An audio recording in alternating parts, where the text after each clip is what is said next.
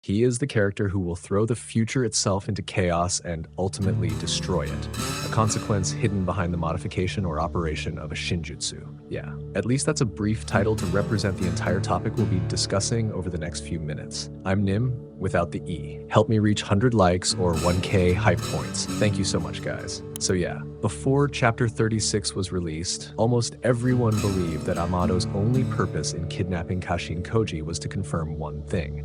Whether among all the possible futures Koji had seen, there was even a single scenario in which Kawaki successfully implanted his karma into the Akebi clone's body. And after Chapter 36 came out, that assumption turned out to be correct. But in my opinion, that wasn't the true core of the entire incident. In fact, there was another action Amado took that was far more interesting than simply interrogating Kashin Koji, an action that could even mark the beginning of a major plot twist in the upcoming chapters. Yep, that action was when Amado modified Kashin Koji's brainwaves using his technology.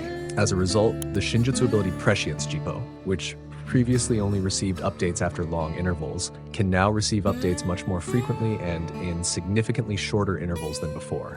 And honestly, at first glance, everyone might see this as nothing more than a simple power-up or buff. You know what I mean, right? But here's the question. When have Masashi Kishimoto or Ikemoto ever given a character a power upgrade without attaching some kind of consequence? Almost never. Every power or ability that surpasses its limits always comes with a price.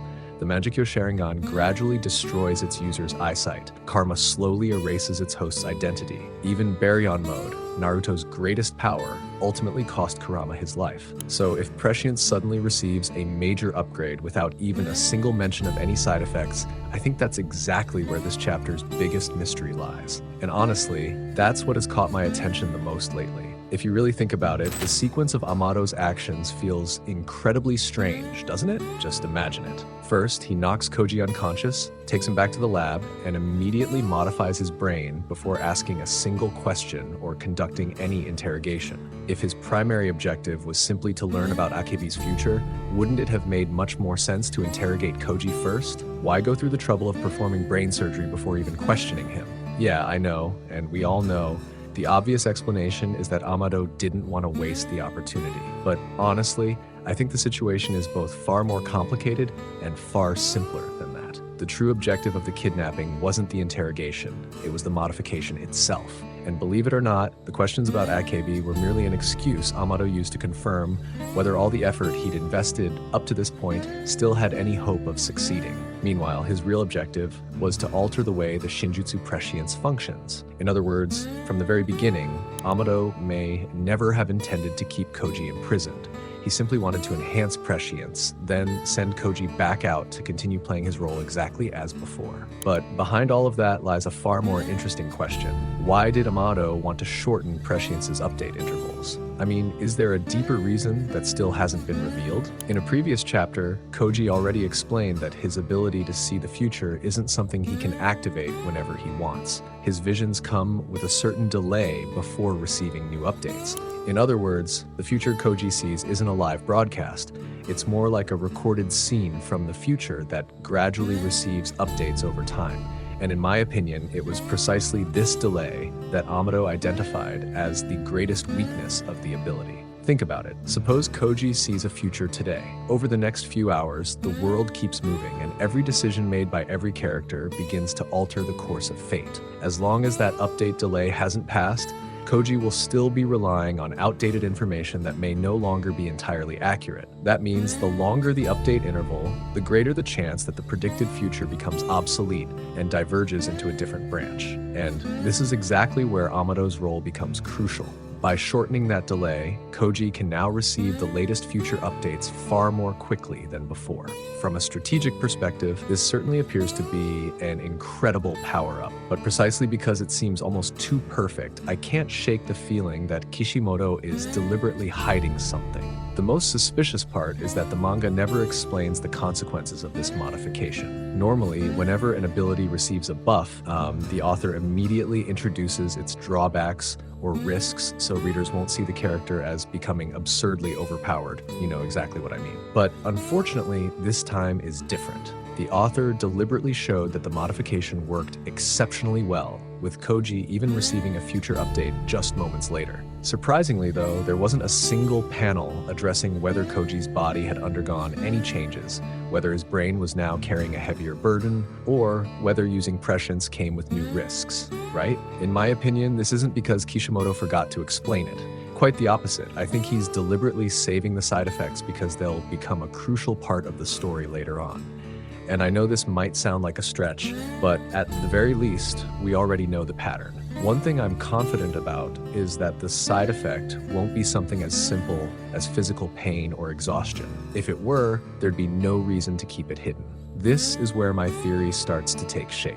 What if prescience's update interval was never actually a weakness, but instead a built-in safety mechanism that has always been part of the Shinjutsu itself? Think of it like a computer processor. Every system has a speed limit to prevent itself from overloading. The more data it has to process in a short period of time, the greater the risk of system failure. Now, what if the same principle applies to prescience? Up until now, Koji only received updates at specific intervals, so his brain would have enough time to process every possible future he had seen. But now that Amado has accelerated the process through technology, Koji may be receiving far more information, and at a much faster rate than his brain's natural capacity can handle. And if that's true, then the real problem is no longer whether Koji can see the future, but rather, can his brain still distinguish between reality, possibilities, and futures that may never even happen? Honestly, that could lead to some terrifying consequences. It would also explain why Kishimoto deliberately avoided revealing the modification side effects, because there's a reason for it. The side effect might not affect Kashin Koji's physical body at all, but instead the way he perceives the future itself. Up until now, Koji has always been able to identify which future had the highest probability of coming true. But what if, after accelerating his update interval, he starts seeing too many possibilities all at once? In other words, the more possibilities that appear, the harder it becomes to determine which one will actually become reality. Imagine standing at a crossroads with only two paths. Choosing the right one still feels manageable. But what if 100 crossroads suddenly appeared at the same time? At that point, an overwhelming amount of information would only create confusion. And to me, that consequence makes far more sense than Koji simply suffering from headaches or fatigue. That said, we also have to remember that every time Koji receives an update, he experiences headaches that I don't think are ordinary at all. But for now, let's put the headache issue aside. In chapter 36, there was one detail that I found especially interesting. After the modification was completed, Koji did start receiving future updates much more quickly.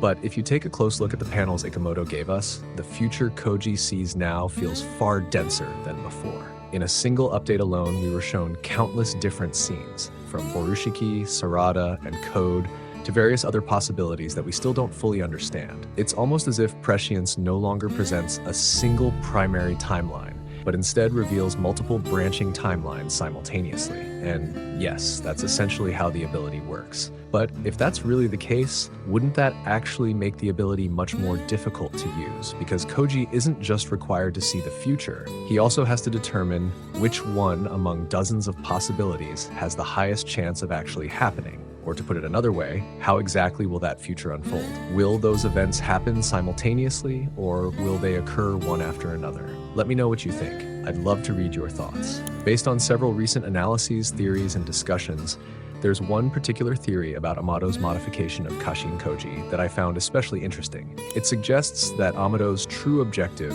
wasn't merely to speed up prescience's update cycle, but to replicate the ability itself. At first, I also thought that idea was a bit of a stretch. I mean, how could someone like Amado possibly replicate a Shinjutsu? But after thinking about it more, wouldn't that actually be perfectly in character for him? After all, this is far from the first time Amado has attempted the impossible. He successfully created cyborgs whose abilities surpass those of ordinary Otsutsuki. He used Shibai's cells to develop multiple artificial Shinjutsu.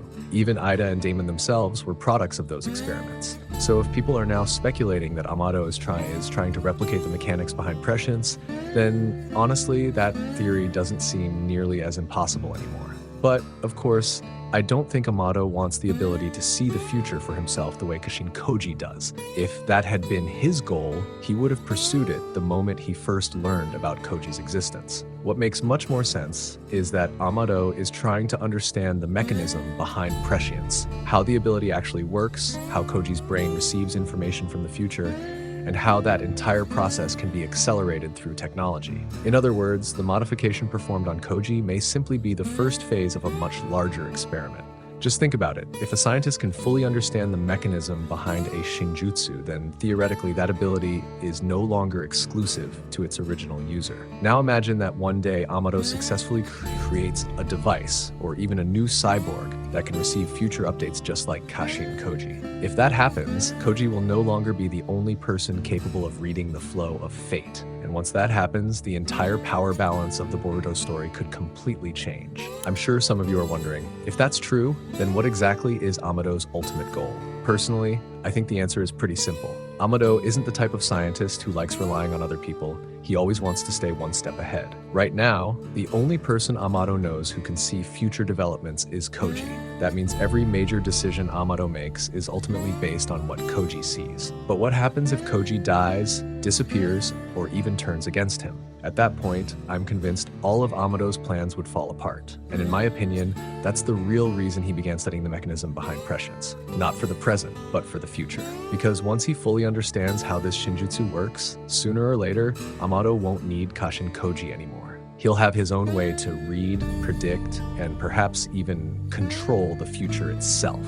And as one crazy possibility, he could end up being the one who truly throws that future into chaos. So yeah, I think that's a pretty interesting analysis and theory to wrap up the possible consequences and implications of Amado's modification of that Shinjutsu. But if you have an even more interesting theory or a different perspective, let me know in the comments. I'd love to read it.